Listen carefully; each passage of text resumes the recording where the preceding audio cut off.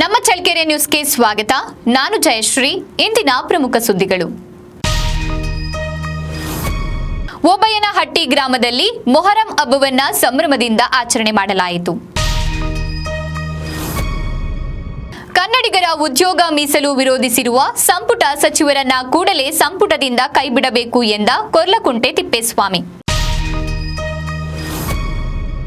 ಪಾರದರ್ಶಕ ಬೆಳೆ ವಿಮೆ ಕಟಾವಿಗೆ ಅಧಿಕಾರಿಗಳು ಕ್ರಮ ವಹಿಸಬೇಕು ಎಂದ ಕೃಷಿ ಜಂಟಿ ನಿರ್ದೇಶಕ ಮಂಜುನಾಥ್. ಶಾಲೆ ಬೀಗ ಮುರಿದು ಮದ್ಯಪಾನ ಮಾಡಿದ ಪುಂಡರು.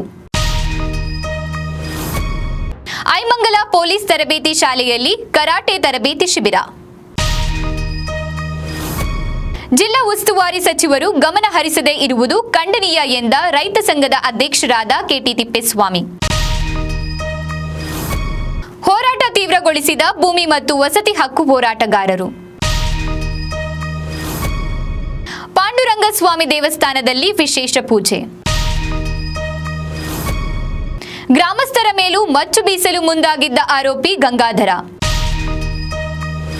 ಹಕ್ಕುಪತ್ರಗಳಿಗಾಗಿ ಹೋರಾಟವನ್ನ ತೀವ್ರಗೊಳಿಸಬೇಕು ಎಂದ ಭೂಮಿ ಮತ್ತು ವಸತಿ ಹಕ್ಕು ಹೋರಾಟ ಸಮಿತಿ ಮುಖಂಡ ಪ್ರಕಾಶ್ ಮೂರ್ತಿ.